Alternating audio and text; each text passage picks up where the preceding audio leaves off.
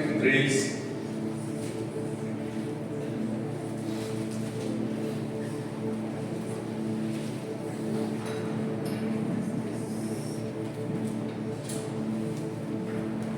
Eu tenho uma notícia para dar para você essa noite.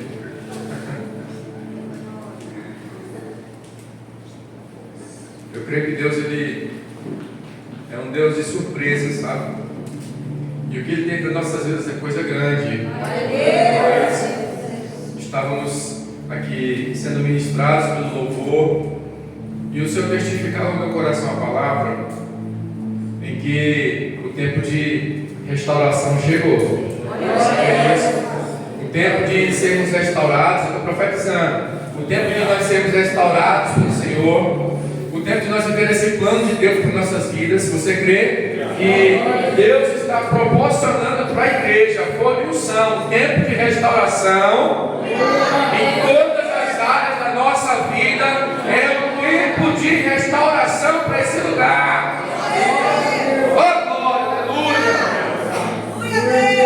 Aleluia, amados. Isso é a resposta de Deus pelo propósito que nós estamos fazendo. De 21 dias, foi de excelência para essa casa. Boa parte, eu digo quase toda a igreja participou desse propósito. Estiveram firmes nesse propósito. E eu creio que você vai entender muita coisa essa noite, porque o tempo de restauração chegou. Interessante que eu tinha até falado acerca do tema para a pastora, para trabalharmos no ano que vem, porque todos os anos, né, a gente paga o preço, a gente busca o Senhor, para que Deus nos direcione, para que a gente leve, né, a igreja da maneira que o Senhor quer nos conduzir. Então, assim, essa mensagem, ela vai ser uma chave. Eu quero que você prestasse atenção, muita atenção, porque ela vai ser uma chave para nós, porque o ano está se encerrando, amém? O ano está se encerrando. Talvez eu estou aqui diante de pessoas que ainda não viram alguma coisa acontecer na sua vida, mas tenha certeza que nesse transicionamento de final de ano e um novo ano, eu tenho certeza que você vai alcançar uma notícia muito boa para a sua vida. Você crê nisso? Você crê, Emmanuel? Você crê nisso? Que Deus vai fazer isso na sua vida? Que Deus vai fazer isso na sua vida, igreja? Nós temos que tomar posse da palavra liberada, porque dentro desse contexto aqui nós vamos ser ministrados justamente pelo tempo em que o povo que esteve lá no exílio, o povo que esteve em cativeiro na Babilônia, estava saindo da condição de prisão e iria recomeçar as suas vidas. E é importante ressaltar aqui a mim e a você, porque a gente está nesse justo momento precisando de uma direção, e a direção é a restauração de Deus para o povo dele. Você crê nisso? Louvado seja Deus. É bom você já ir sintonizando aí essa rádio na sua vida, porque quando você entende o contexto em que o Senhor está nos ministrando aqui, a gente vai mais longe. E o interessante é que dentro dessa história, os profetas de Deus se levantaram para pregar o Evangelho, para pregar a palavra de Deus, para inspirar o povo a reconstruir o altar do Senhor, reconstruir a igreja, o templo de Deus, para que eles o adorassem naquele lugar. Amém? Êxodo capítulo 3, versículo 2 diz assim: Então Jesua, filho de Josadaque, com seus irmãos, os sacerdotes, e Zorobabel, filho de Sealtiel, e seus irmãos, dispuseram seus corações e começaram a soerguer o altar do Deus de Israel, com o objetivo de voltar a oferecer holocausto sobre ele, de acordo com o que está expresso na Torá de Moisés, homem de Deus. Só até aqui, só até o 2. Olha, queridos, como é interessante. O povo estava recém-saído do exílio e necessitava de uma direção. E o que é interessante dentro desse contexto é que, mediante o que estava previsto para eles, receberam ali a libertação. Deus proveu um rei persa, né, para que dominasse a Babilônia, para que esse povo fosse liberto das garras da Babilônia.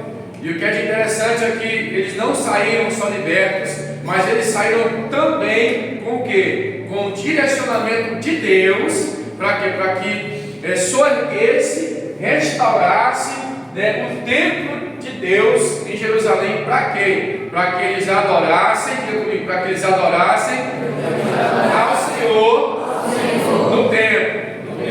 Eu lembro muito bem que eu falei isso a vocês, que o tempo do cativeiro foi algo tão específico para eles, para curar, assim comigo, curar todo o povo de Israel da idolatria. Quem lembra disso aqui, irmãos? Que Deus trabalhou o coração deles para quê? Para que fosse removido todos os ídolos Everclay do coração do povo de Israel. E o que é interessante é que agora, nesse justo momento, é descrito aqui no livro de Esdras, na Babilônia, homem separado, sacerdote, escriba, teve um respaldo extraordinário pela parte do rei, para que estivesse junto com esse povo de Israel, para que fosse construído, reconstruído o templo de Deus. O que me chama a atenção nessa história é que ele se dispõe, claro, à reconstrução do templo. Porém, o interesse maior deles não foi nem em levantar paredes, nem em levantar colunas. O assunto principal da parte desses grandes homens foi o quê? Restaurar, diga comigo, restaurar o altar do Senhor. Irmãos, é tão interessante falar desse assunto, por quê? Porque o altar de Deus, amados, por que surgiu tanto interesse no coração desses homens para que eles restaurassem primeiro o altar ao invés das paredes da igreja, amados? Uma pergunta que eu quero fazer para você: por que surgiu esse interesse de esses homens começar primeiro pelo altar para depois levantar o templo? É interessante, não é? É interessante. Vamos raciocinar, vamos parar para raciocinar. Eles se interessaram primeiramente em erguer o quê? O altar de Deus e não as paredes. É interessante falar sobre isso, e principalmente na questão de restauração. Por quê? As pessoas dizem que a questão de construir, quem já trabalha com obra aqui, já trabalhou construindo, sabe que é mais fácil construir do que derrubar tudo e depois refazer tudo, não é verdade? Você já ouviu alguém dizer isso? Já ouviu alguém dizer isso? Alguém chegar para você e dizer assim: rapaz, eu estou reformando as coisas lá na minha casa, eu estou para arrancar os cabelos da minha cabeça, tá? Que eu já ia, é o mais recente aqui que eu vejo que estava reformando a sua casa, e foi um grande desafio, não foi o quê? Então, assim, eu de ouvir falar, é claro, eu assim, não me identifiquei muito com isso, mas tem muita gente que trata esse assunto assim, de que é mais fácil construir, começar do zero, de que fazer uma reforma, não é verdade? E aqui o processo era esse, não era diferente, mas Deus encorajou o coração desses homens, para quê? Para que eles começassem pelo altar, porque a pressa era o quê? Para que eles voltassem o quê? A oferecer, vamos lá? A oferecer sacrifícios e holocaustos ao Senhor.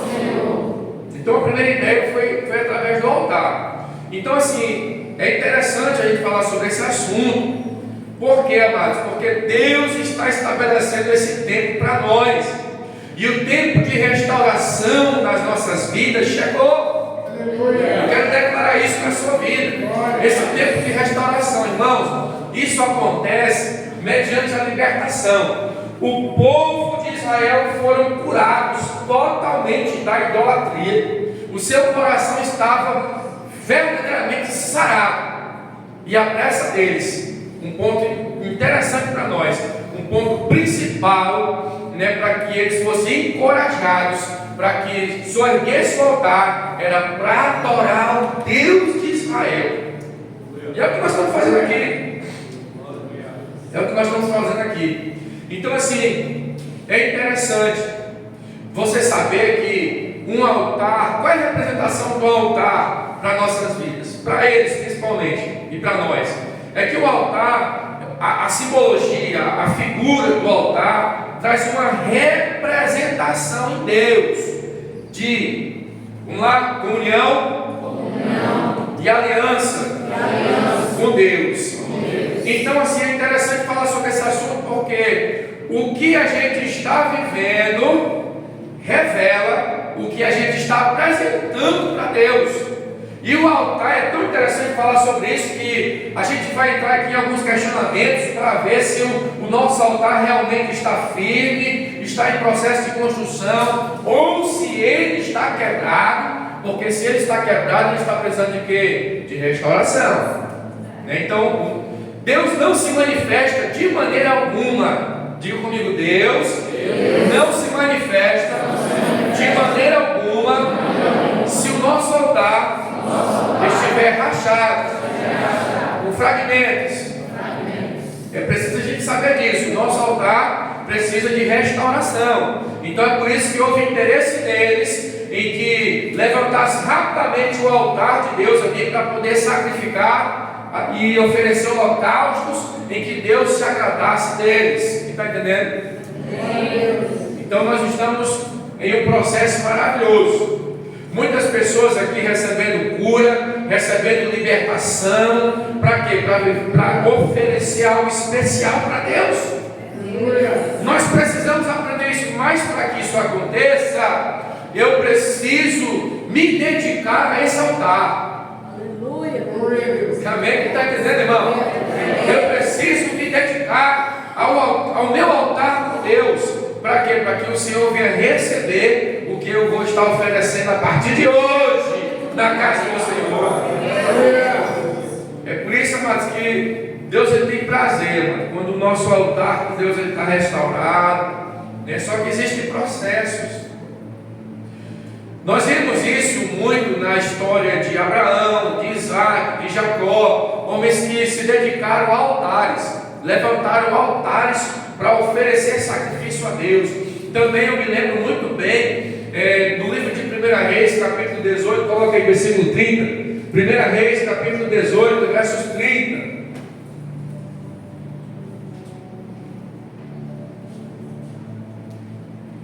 Então Elias convocou todo o povo: chegai-vos a mim. E todo o povo se aproximou dele, e Elias recompôs o altar do Senhor que havia sido destruído. Olha, irmãos, é tão interessante falar sobre essa história, porque Elias, ele é conduzido por Deus aí até o povo de Israel para visionar o que estava acontecendo com eles. E com que Elias se depara?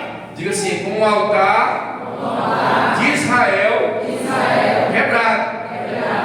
Aí é justamente o momento. Qual era o maior problema do povo de Israel? Quando nós estivemos estudando aí, lendo, né, sendo ministrado aí dentro dos livros de 1 Reis e 2 Reis, qual era o maior problema desse povo, irmãos? Era o quê? Vocês têm certeza? Sim. Já está fraco, hein, irmão? Vocês têm certeza? Sim. O povo estava afundado completamente na idolatria, sem contar com a condição da prostituição moral e a prostituição espiritual. Agora olha que coisa interessante que a gente precisa saber. Olha o desafio de Elias. Elias, ele só tinha a missão de chegar para Acabe e dizer para ele que queria descer água. Era seca, era fome, e Deus havia determinado para Elias que ele chegasse para o povo e dissesse assim: olha, Carol, avisa lá para o Acabe que vai começar a minar água aí pela terra, vai começar a brotar água pela terra. Só era isso, a tarefa de Elias era essa. Porém, quando Elias chega e observa a condição do altar, irmão Hélio, o que acontece? Elias, ele vai prestar atendimento ao povo dessa seguinte maneira. Então Elias convocou todo o povo: chegai para mim, e todo o povo se aproximou dele. Elias recompôs o altar do Senhor que havia sido destruído. Ele estava vendo a imoralidade, ele estava vendo toda a idolatria do povo, e esse povo precisaria consertar urgentemente o seu altar. Visão do profeta. Deus não se manifesta de maneira alguma. Nós precisamos entender a estação que nós estamos vivendo. Deus está estabelecendo libertação profética para as nossas vidas, para que nós vivamos algo profundo em Deus, porque Elias é uma pura representação de avivamento dentro das igrejas, nas nossas vidas também. E o que é necessário, pastor, acontecer para que o meu altar seja restaurado? Observamos que mais à frente, no versículo, pode passar no 31. Então Elias escolheu 12 pedras, conforme o número das tribos, dos filhos de Jacó, sobre as quais havia chegado a palavra de Yahvé, afirmando: Israel será o teu nome. E tomando as pedras, reedificou o altar, e em nome de Yahvé, o Senhor, em seguida fez em volta do altar uma valeta com 2 seás, capacidade para conter mais de 12 litros de sementes plantadas. Mais um. Então arrumou toda a lenha, só até aqui. Olha, amados, para que nós vivamos, por exemplo, um avivamento na nossa vida, em Cristo Jesus, nós temos que dar atenção ao nosso altar. Por que, amados? Para que a reforma venha acontecer, eu preciso me dedicar a algumas coisas. E se eu não dedicar, por exemplo, como Elias aqui ele fala, que o que aconteceu? Elias ele precisou de alguns componentes para que fosse reerguido o altar de Deus, para que ele fosse oferecer e ali o fogo descer. Então, amados, a primeira palavra que eu quero apresentar a você, que está desejando na sua vida viver esse novo tempo na sua vida, eu quero apresentar a palavra esforço para você. Deus, nesse tempo, Ele está observando a maneira em que você vai reagir diante de Deus para que o seu altar seja restaurado. E tem coisas, irmão, não tem muito arrodeio. Tem muita coisa que você deixa de se esforçar. Forte, não é? Nós, amados, temos que trazer essa responsabilidade para nós e assumirmos o nosso compromisso e nos esforçarmos, ou seja, nos dedicarmos perante ao Senhor, para quê? Para que o nosso altar seja restaurado. Tem coisas que necessitam de um esforço, e muitas das vezes nós negligenciamos essa parte ao ponto de causar um esfriamento, ou seja, descer ao pecado. Nós precisamos nos esforçar nesse tempo. Nós precisamos, dentro de nós, precisa brotar a palavra esforço, porque não é fácil, irmãos. Como eu falei para vocês aqui agora há pouco, construir do zero, é claro que é bom, que é ótimo, mas causar uma reforma já é outra coisa. É claro que tende a ter mais trabalho. Irmãos, eu tive lendo esse livro aqui de Esdras mais uma vez. E como é interessante esse processo de reforma, porque quando eles começaram, as regiões ali arredores de onde eles estavam, em que estavam incumbidas pelo rei de ajudar e financiar esse trabalho, eles fizeram foi se levantar contra eles. O altar de Deus, a igreja precisava ser reerguida. Eles até parcialmente ofereceram ajuda, só que o povo de Israel não gostaram muito de que eles fossem estender o braçal para ajudar na construção. Aí, amados, foi um alvoroço. Eles começaram a se infiltrar nas pessoas que estavam dedicadas à reconstrução do templo, ao ponto de corrompê-los para que não trabalhassem no braçal na reconstrução do templo. Então, queridos, a reforma, ela de fato ela não é fácil, porém ela necessita, diga comigo, de esforços. Diga comigo, dedicação. E o ponto principal, iniciativa de se levantar e reerguer o seu altar em Deus.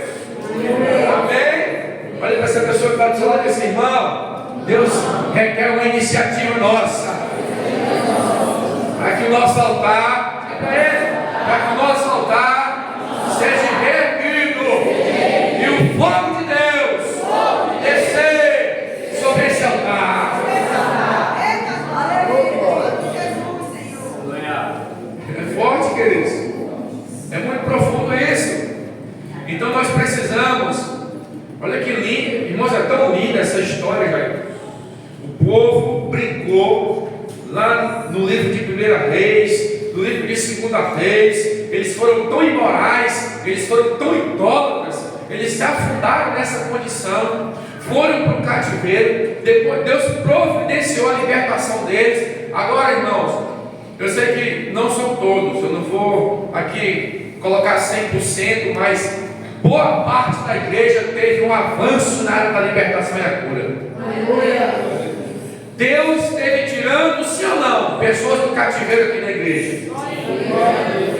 Agora, queridos, nós partimos em liberdade.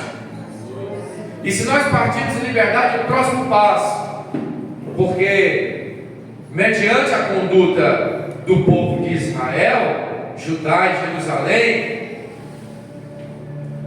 esse povo, inclusive o templo, foi parar nas mãos da Babilônia. Então foi toda destruída. O templo de Deus foram tudo destruído. E pior, antes de ser destruído, foram saqueados. Antes de ser destruído o templo, eles saquearam o que estava dentro do templo, os tesouros de Deus, as coisas sagradas que haviam dentro do templo. E aí levaram para dentro do cativeiro. Levaram o rei Nabucodonosor, levou todos os utensílios da casa do Senhor para a Babilônia. E o que eu entendo com isso, irmãos? Que tem muita coisa para Deus restaurar na sua vida. Mediante o que, queridos? Ao altar alinhado com Deus, estruturado em Deus. Aí Deus vai começar esse processo na sua vida. E muita coisa que lhe foi roubada, Deus vai trazer de volta. No tempo que você andou perdido, no tempo que você andou para lá de Bagdá, você perdeu muitas coisas. Agora chegou o momento em que Deus quer restaurar tudo que foi perdido na sua vida. Se na sua casa, porventura, não existe mais alegria, Deus vai restaurar na sua vida.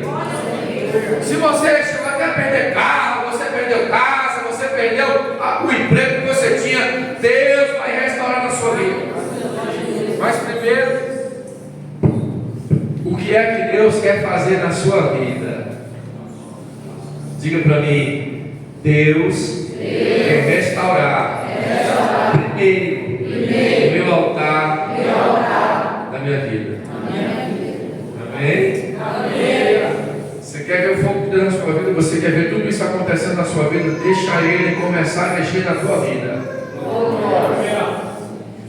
Porque esse símbolo é muito profético para as nossas vidas.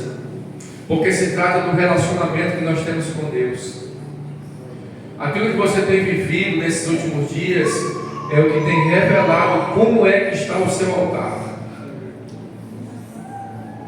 Se porventura você tem estado triste, desanimado do seu caminho, por alguma situação, alguma circunstância, alguma motivação, pode ter certeza que existe algum fragmento nesse altar.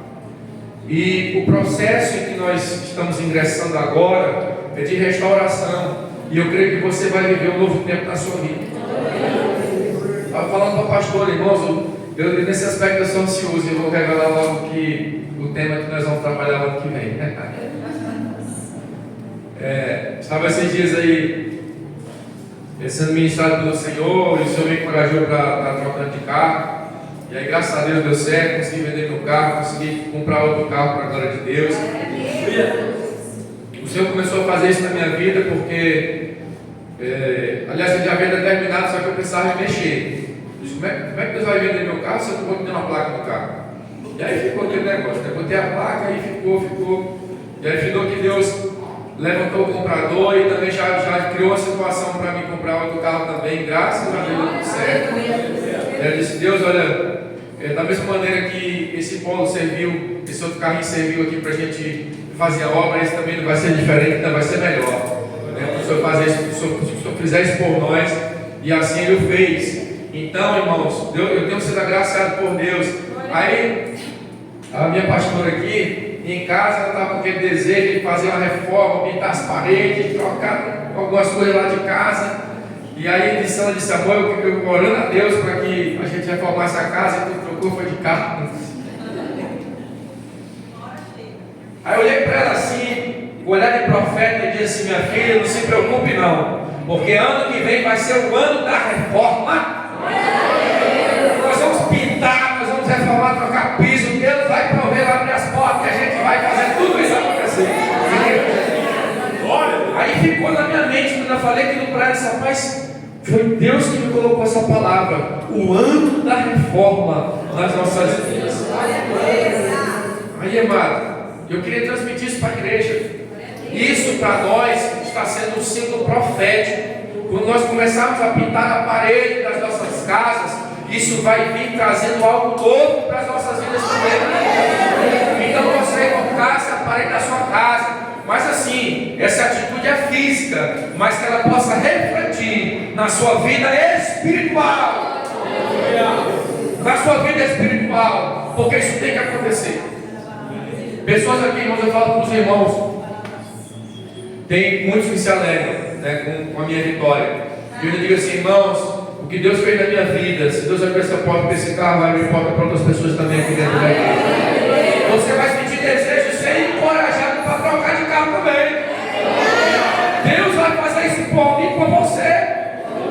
Deus que vai fazer, vai levantar, Ele vai abrir. De alguma maneira, quando você começar a se mexer, Deus vai fazer.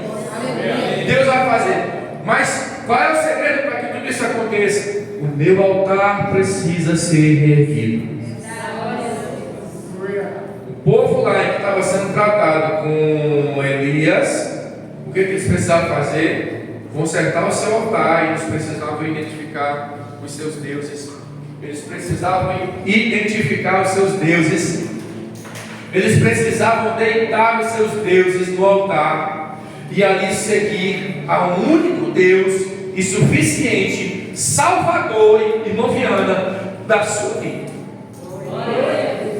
Quer ver as coisas começar a dar certo, as portas se escancarar na tua vida? É você consertar em primeira instância o seu altar.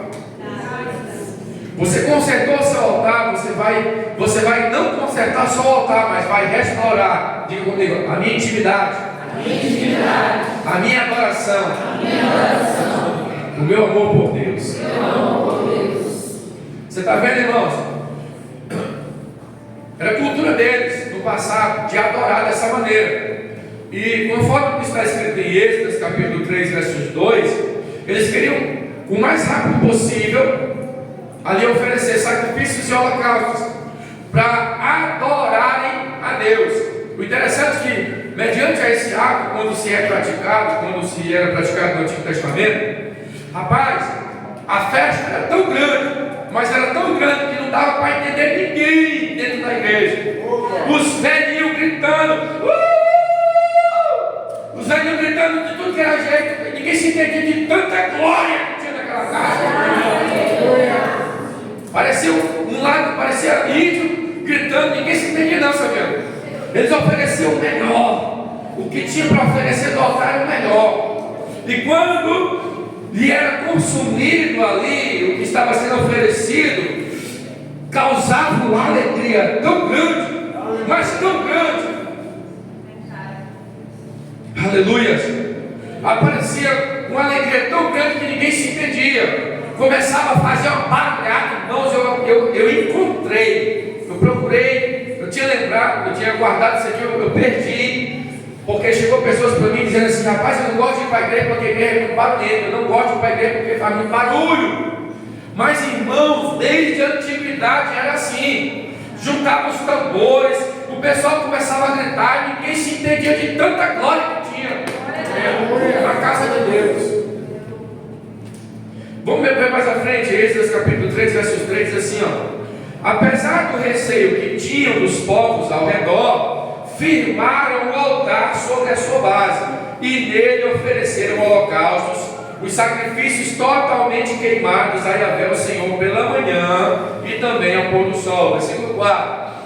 Depois celebraram a festa de Sucote, isto é, dos tabernáculos, seguindo o que for prescrito, e ofereceram holocaustos diários de acordo com o número determinado para cada dia. A seguir, apresentaram os holocaustos regulares, os sacrifícios da lua nova, os sacrifícios requeridos para todas as festas sagradas determinadas por Yahvé, bem como os que foram trazidas como ofertas voluntárias ao Senhor.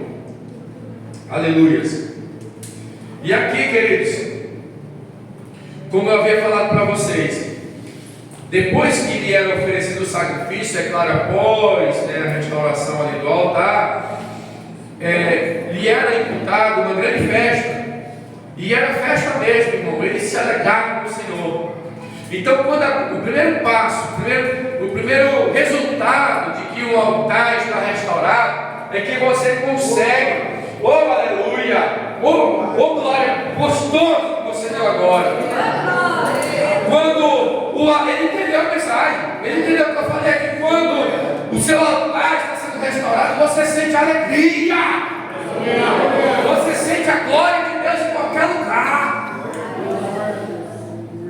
E é por isso que é interessante, mas nós damos atenção, porque Deus ele quer causar uma intimidade nas nossas vidas e uma verdadeira adoração prestada ao único Deus e Salvador das nossas vidas. Pode prestar atenção ali, rapidinho você percebe o Jordão. O bico dele está lá em cima, né? Não tá, o altar está quebrado, irmão. O altar precisa ser restaurado. Aí, irmãos, eu posso diversificar, né, os níveis de altares. É claro que eu estou só facilitando aqui para você entender. Tem pessoas aqui que já tiveram uma intimidade tremenda com Deus. Muita intimidade. E hoje pode até chegar lá, dá uma duas abandonadas, mas não vê nada acontecendo, aí pega de volta. Aí volta, pega o caminho de volta, não vê nada acontecendo, aí vai lá de novo. Poxa, eu tinha tanta intimidade com Deus. Eu falava com Deus, Deus respondia aos meus questionamentos, eu amava Ele. Aí nada acontece, aí volta de novo. Aí vai se esfriando. Tem pessoas aqui que já teve uma extrema intimidade com Deus e hoje não tem mais.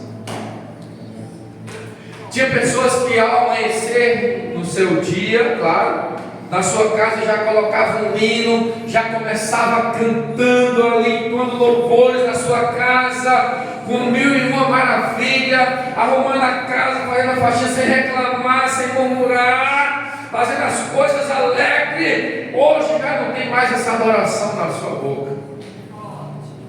Já não tem mais. Aí nós precisamos olhar para esse altar e ver de que maneira ele está. Eu considero, amados, até friezas espirituais é o que reflete como é que está o nosso altar do Senhor. Pastor, é igual um caldinho de piaba.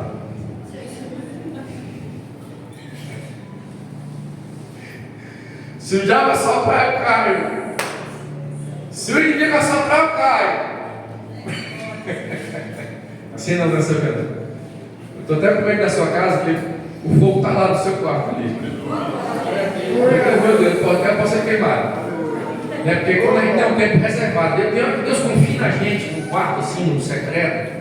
É porque Deus ele quer se revelar de uma maneira tão profunda que você não tem nem noção do que Deus é capaz de fazer na sua vida quando Ele. Olha, irmãos, eu fico imaginando o que aconteceu com Elias. Eu passo aqui agora, igual o evangelista de Deus.